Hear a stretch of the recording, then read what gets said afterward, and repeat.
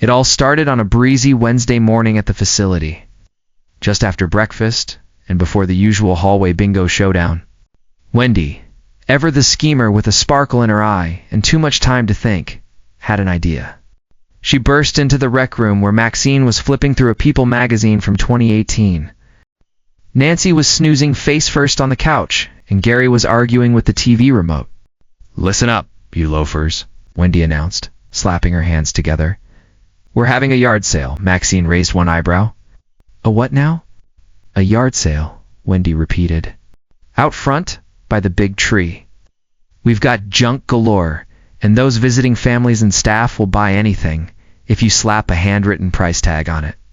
Gary perked up. "Can I sell that velvet Elvis painting I won in '89? If it fits on a folding table, it's fair game," Wendy said. Nancy stirred on the couch. "Are we selling soup?" "No, Nancy," Maxine sighed. "We're selling stuff. Like all that crap you've got stashed behind the TV." By lunch, word had spread faster than pudding night. Roy wheeled over with an entire collection of commemorative plates. And someone had found a box of VHS tapes labeled Mystery Box, Do Not Open. Naturally, they marked it $5 and set it right up front. Katie, their favorite CNA, walked in just as Wendy was fashioning a yard sale no refund sign out of a bedsheet and a Sharpie. "Oh Lord, what are you all up to now?" she asked, trying not to laugh. "We're becoming entrepreneurs," Wendy grinned. "You can either support small business or get out of the way." Saturday morning rolled around, and the facility parking lot looked like a chaotic swap meet. Residents had wheeled out card tables, walkers loaded with knickknacks, and even one scooter pulling a laundry cart of random stuff. People came. Staff bought things out of pity. One nurse left with a ceramic frog and a box of plastic forks. A little kid handed Maxine $3 for a snow globe with a headless ballerina inside. Gary haggled with a man over a toaster that only worked if you held the lever down with a spoon. The best seller? Roy's crocheted toilet paper cozies? They sold out in 10 minutes. At the end of the day, everyone had a few extra bucks, a lot more space in their rooms, and an even bigger sense of pride. "We made $87 and a coupon for a free coffee at Dutch Bros," Wendy announced triumphantly. "What are we doing with the money?" Maxine asked. Wendy smiled. "Vegas." Everyone laughed, except Nancy. "Wait," she said, sitting upright. "Are we still selling soup?" By Monday morning, the $87 and Dutch Brothers coupon were burning a hole in Wendy's bathrobe pocket.